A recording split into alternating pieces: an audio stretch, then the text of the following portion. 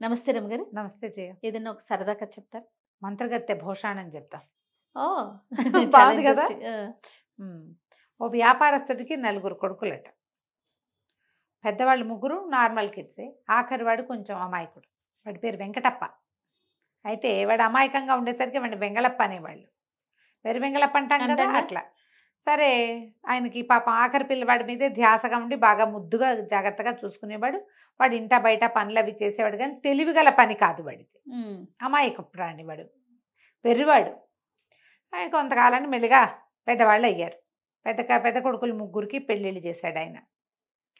మామగారు పంచప్రాణాలు చిన్న పిల్లాడి మీదే ఉండటం, వాడేమో వెర్రి విధవగా ఉండటం, పై 3 కోడలకి భలే మంటగా ఉండేది. మా ఆయన ఎంత పని చేశాడో, మా ఆయన్ని బాగా చూడ్డు, చిన్నవాడిని బాగా చూస్తున్నాడని 3కి అనిపించేది. ఓకే. అయితే ఆయన దాని తర్వాత పిల్లాడిని ఎవరు చూస్తారు, వీడిని బాగా చూసుకునే వాళ్ళు కావాలని ఓ పిల్లని ఇచ్చి పెళ్లి చేస్తే పెళ్ళాన్ని చూసుకుంటుంది అనుకుంటాడు. సంబంధాలు చూడబోయేసరికి అలా కోడళ్ళు ఏం పెద్దగా ససిపడినవారు. వాళ్ళకి మంటగా కూడా ఉంది. సరే, కొన్నాళ్ళకి మామగారు కాస్త మరణించాడు. ముసలాయన మరణించేసరికి వీళ్ళకి ఆస్తి స్వాస్తి ఉన్నాయి. అన్నయ్యలు 3 వ్యాపారాలు, అవి వ్యాపారము, వాళ్ళ వ్యవసాయము అన్నీ వాళ్ళు చూసుకునేవాళ్ళు. వీడు ఇంట్లో ఉండి ఇంట్లో పనులు చేసి పెట్టేవాడు. క్రమంగా ఈ వదినలకి వీడి పీడ విరగడి చేసుకోవాలి, అన్నయ్యలు కూడా వీడి పెళ్లి చేద్దామంటుండేవాళ్ళు. వీడ వెరితో పాటు వీడికి వచ్చే పెళ్ళాన్ని కూడా ఎవడు చూస్తాడు? మనమే కదా చూడాలి ఆ అమ్మాయిని కూడా. ఇప్పుడు చూపు తెలివిగలదనుకో, ఏదో ఇంట్లో పనులు చేస్తుంది, వంట చేస్తుంది, కానీ వీళ్ళ ఖర్చు వాడేం వ్యాపారం చేయలేడు, వ్యవసాయం చేయలేడు, ఊరికే పని చేస్తాడు. వీళ్ళు ఎలాగైనా వీడి పీడ విరగడి చేసుకోవాలని పుట్టింది వాళ్ళకి. అన్నయ్యలు కూడా శ్రద్ధగా చూసుకునేవారు వీడిని. వాళ్ళు ఎన్ని రకాల పనులు చెప్పేవాళ్ళు, వాడికి తిండి సరిగ్గా పెట్టేవాళ్ళు కాదు. వాడు చక్కగా చెయ్యెత్తు మనిషి, దెబ్బ పండర్లే, చూడ్డానికి బాగుండేవాడు. తండ్రి మంచిగా పోషించాడు కదా. వాడు ఏదో కాయా కసరు కోసుకుని తినేవాడు, వదినలేదో అన్నం పెట్టేవాళ్ళు, ఏదో చేసేవాళ్ళు. క్రమంగా ఒకనాడు పెళ్లి సంబంధాలకు ఎవరో పెళ్ళిళ్ళ పేరయ్య వచ్చి మాట్లాడేసరికి వీళ్ళకి ఒళ్ళు మండిపోయింది. ఏమైనా సరే వీడిని ఇంట్లో నుంచి తోలేయాలి ఎలాగోలాగా. వాడు ఏ మాట చెప్తే ఆ మాట వింటాడు. అమాయకుడు కదా, వీడిని పీడ విరగడి చేసుకోవాలనుకుని సరే ఇవాళ చూద్దాం అనుకున్నారు. అన్నయ్యలు 3 వ్యవసాయంలో ఏదో బిజీగా ఉండి ఎక్కడో వెళ్ళిపోయారు, ఎవరు లేరు ఇంట్లో. వీళ్ళు కుర్రాడే ఉన్నారు. ఈ అబ్బాయి ఏం చేశాడు, బయట దొడ్లో ఉన్న చెట్లు బోల్డ్ ఉన్నాయి, కూరపాదులు అవి చాలా పెట్టారు. వీడే పెడతాడు అవన్నీ, కూరలు కోసుకురావటం, కూరలు తరిగివ్వటం, ఆ పనులన్నీ వాడివే. పాదులన్నింటికి నీళ్లు తోడిపోసాడు బావిలోంచి. పని కదా అది.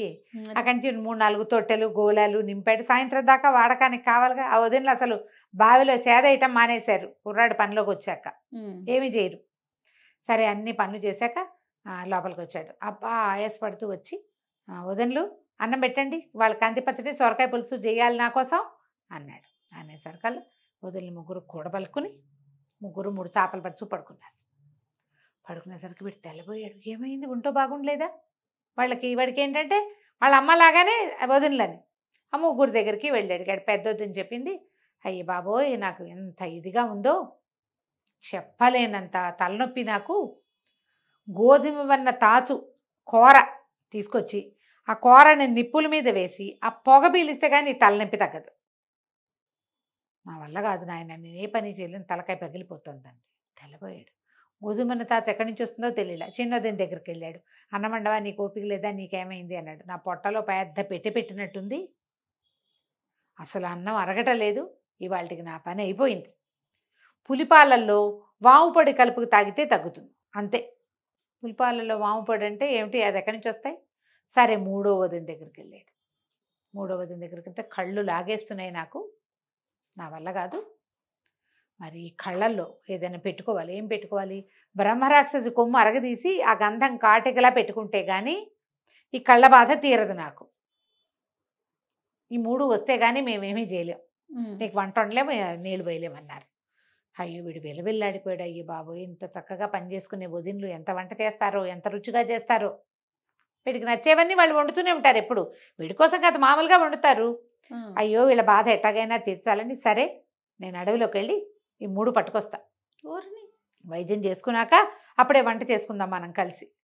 నేను పచ్చడి కావాలంటే నేను నూరుతా, సొరకాయ కావాలంటే నేను తరుగుతా అని చెప్పి అడవిలోకి వెళ్ళాడు. వెళ్ళి సరే దొరికిన పుట్టల వల్ల చేయబెట్టి చూస్తున్నాడు గోధుమ వన్న తాచు ఉందా లేదా అని. అక్కడి నుంచి గోధుమ వన్న తాచులు దొరకల.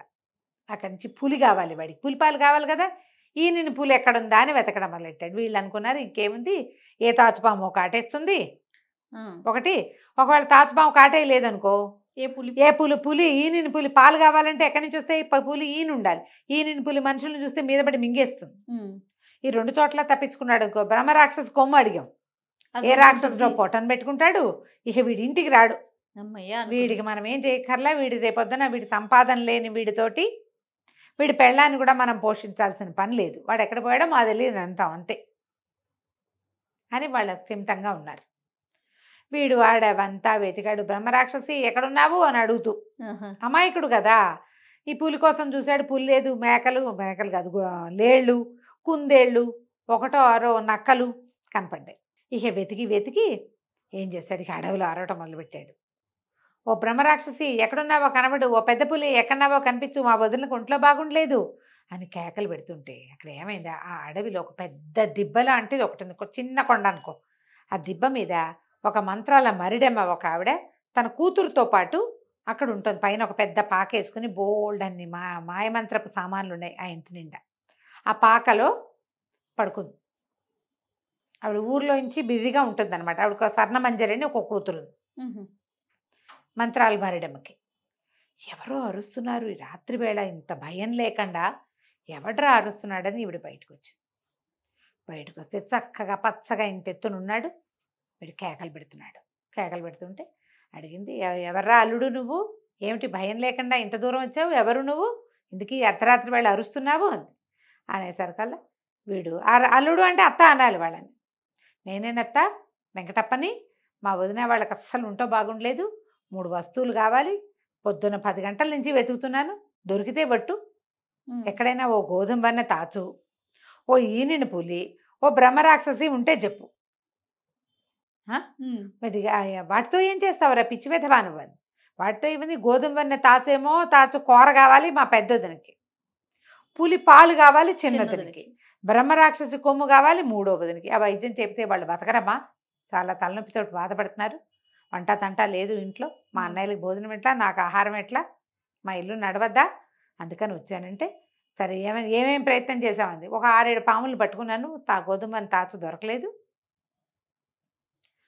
వాటిని వదిలేసా, వాటి కోసం వెతుకుతున్నానంటే ఈ మరిడమ్మంది ఊరిని అనేసి, అమ్మో నువ్వు ఎంత గట్టివాడివిరా, భయం లేదు, తెంపరి అంతే కదా, పుట్టు తెంపరి వాడికి భయం లేకపోవటమే తెంపరితనానికి ఇదేమిటి, భయం లేకపోవటం, భయం తెలియదు వాడికి. అక్కడి నుంచి అంతే, మన దగ్గరే ఉన్నాయిరా అనేసరికల్లా అని, సరే ఎప్పుడు అన్నం తిన్నావంది, ఎప్పుడో తిన్నాను, అందుకే ఆకలికే కేకలు పెడుతున్నాను, పొద్దున్న తిన్న చద్దన్నమే వేడన్నం తినలేదు అంటే, సరే కూర్చో అని లోపలికి వెళ్ళి ఏం చేసింది, 4 రొట్టెలు ఓ అంత కూర పట్టుకొచ్చి ఓ పళ్ళెంలో పెట్టి పట్టుకొచ్చింది.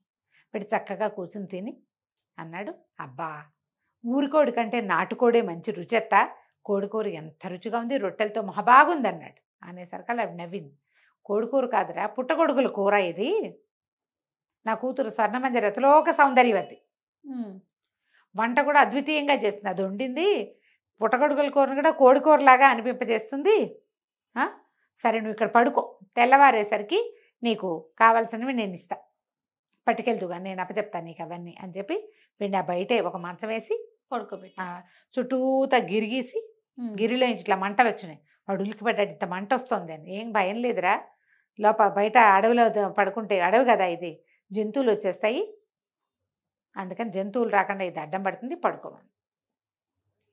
పడుకోమని లోపలికి వెళ్ళింది. కూతురు లేదు, నిద్రపోతున్న కూతురు లేచిందమ్మా, ఎవరైనా నీ నేపాల మాంత్రికుడు వచ్చాడా, నేపాలం గురువు గారు, రాత్రిపూట గోల ఏమిటే పడుకోనివ్వకుండా, మళ్ళీ గురువుల్ని వాళ్ళని వెళ్ళి తెస్తావు, అసలే నువ్వు మంత్రాల మరిడివని నాకు పెళ్ళి అవ్వటం లేదు, ఈ గురువులను కూడా దించావంటే ఇక అసలు పెళ్ళి ఊసే ఉండదు నా బతుక్కి అనేసరికల్లా వాళ్ళ అమ్మంది, ఆ మరిడమ్మంది, పెళ్ళికి కొదవే బంగారు లాంటి కుర్రాడు ఒకడున్నాడు, తలుపు తీసి చూడు వాడు బాగున్నాడో లేదో.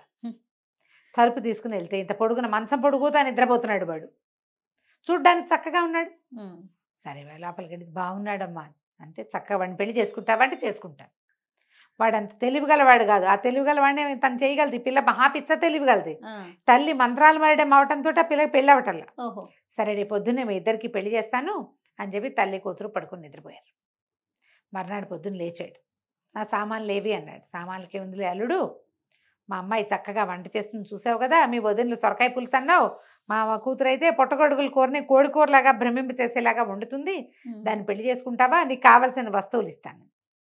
వీడన్నాడు, నాకు కావాల్సిన వస్తువులతో పెళ్ళి ఏమిటి, ఏదైనా చేసుకుంటా, అదే కదా, మా వదినలు తలనొప్పులు తగ్గాలి అంతే అంటే సరేనని చక్కగా ఇద్దరికి పసుపు బట్టలు కట్టించి శుభ్రంగా పెళ్లి చేసేసింది అడవిలో. చేసేసాక ఒక భోషాణం చేతిలో పెట్టింది, ఇంతది పెట్టే, మీ వదిన ముగ్గురికి కావాల్సిన వస్తువులు ఇందులో ఉన్నాయి, చీర సార్లు వాళ్ళకి ఇవ్వాల్సిన ఉంటాయి కదా, మరి పెద్ద కోడళ్ళకి ఇవ్వాలిగా, అవన్నీ ఇందులోనే ఉన్నాయి, చూసుకోమని వాళ్ళనే అని చెప్పింది. వీడేం చేశాడు, ఆ అడవిలో ఎవరో పోతుంటే వాళ్ళ చేతి నెత్తికి భోషాణం ఎత్తించి పెళ్ళాన్ని వెంబడి పెట్టుకుని తీసుకుపోయాడు. తెల్లవారేసరికల్లా వదినలు ఇంకేముంది, మధ్యాహ్నం 11 గంటలు అయ్యేసరికి పెళ్లి కొడుకు పెళ్లి కూతురు వాకిట్లో బాకా బాజాతోటి కనిపించారు. తెల్లబోయినారు, చక్కగా ఉంది పిల్ల, పచ్చగా పసుపు మిసమిసలాడుతూ ఉంది, పచ్చగా పసుపు బట్టల్లో దండలతోటి, మొహం మీద బాసికాయలు అవి కడతారా, మెడలో కర్పూరపు దండలు అవి కనపడేసరికి వదినలు ముగ్గురు తెగ తిట్టిపోసారు.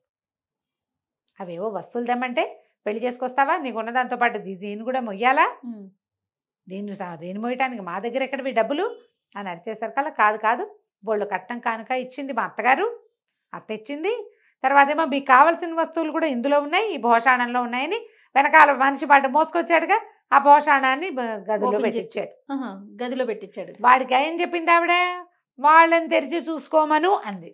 ఓహో, తూచా తప్పకుండా పాటిస్తాడు వీడు, తను చూద్దాం అనుకోవాలా, అవి వదనలకు చెందేవి నాకెందుకు, ఓహో అప్పచెప్పాడు. పెళ్ళాన్ని లోపల తీసుకుపోయాడు. పెద్దదన గారు వచ్చింది, తలుపు తీయగానే బుస్సుమంటూ ఇంత పెద్ద గోధుమనే తాత వచ్చింది లోపల నుంచి బయటికి, హడిలిపోయింది. అమ్మ బాబోయ్ ఇంకేమైనా ఉందా అని తలుపేసి, ఉండండి రా హారతిస్తాను, అప్పుడే ఇంట్లోకి వచ్చేసారు అని గుమ్మంలో నిలబెట్టి హారతి ఇవ్వటం మొదలెట్టి, రెండో కోళ్ళు అయ్య బాబోయ్ దీనికి ఏదో మండ్లు మాణిక్యాలు దొరికేసినాయి, అందుకే హారతిస్తుంది, మనం చూద్దామని పరిగెత్తుకుంటూ రెండో కోడలు వచ్చి తలుపు తీస్తాయి, అందులోంచి అప్పుడే ఇది ఇట్లా మొహం వేళ్లాడిపోతున్నావు, పెద్ద పూలు ఒకటి దూకపోయింది మీద. అమ్మో, అయ్య బాబోయ్ ఎందుకు వేసేసి లోపలికి వెళ్ళి అక్షంతలు పుచ్చుకొచ్చింది మరిది మీద వేయటానికి. మూడో కోడలు వెళ్ళింది లోపలికి, మూడో కోడలు వెళ్ళి తలుపు తీసేసరికల్లా ఏముంది, అందులోంచి పెద్ద ఒంటి కొమ్మున బ్రహ్మరాక్షసుడు ఒకడు మీద పడిపోయాడు. ఆ పెట్టి శాశ్వతంగా వీళ్ళ నట్టింట్లో ఉండిపోయింది. ఇప్పుడు ఏం చేస్తారు, వాడిని ఏదైనా అంటే ఈ పెట్టిలో నుంచి ఏమొస్తాయో తెలియదు, నిశ్శబ్దంగా ఊరుకుని దిగదుడిచిపోసి హారతులు ఇచ్చి అక్షింతలేసి కొత్త పెళ్లి కూతురికి ఇంకో గది ఏర్పాటు చేసి లక్షణంగా లోపల తీసుకుపోయారు. ఇక అప్పటి నుంచి వెంగళప్పని వాళ్ళ ఆవిడ హ్యాండిల్ చేసుకుంది, చక్కగా ఇంట్లో వంట తంటా చేసేది. ఆ పిల్లకి అన్ని తెలివితేటలు ఉన్నాయి కాబట్టి వారిని వీరిని పిలిచి మా వాటా మాకు ఇస్తే మేము మా వ్యవసాయం మేము చేసుకుంటాము ఓహో అని చెప్పి వాటా కూడా పుచ్చుకుంది. వాడు అందంగా ఉన్నాడు, దానికి పెళ్ళే కాని పరిస్థితి దాంది. వాళ్ళ అమ్మ మంత్రాలు మరిడి అవుతుంది, వీడికి మరిడికి మామూలు వాళ్ళకి తేడా తెలియదు. అది వాళ్ళ ఇంటి పుట్టింటికి వెళ్ళే ప్రసక్తి లేదు, ఎప్పుడైనా వాళ్ళ అమ్మాయి వస్తుంది, హాయిగా ఉన్నాడు. అంటే మనుషులు చెయ్యొదిలేసిన అమాయక పిల్లలకి భగవంతుడు ఎక్కడో చోట చెయ్యి ఏర్పాటు చేస్తాడు, ఎక్కడో చోట. అంతే, వాడి తాలూకు మంచితనమే వాడి శ్రీరామ రక్ష. అంతే కదా, కంచికి మనం ఇంటికి. నమస్తే. నమస్తే.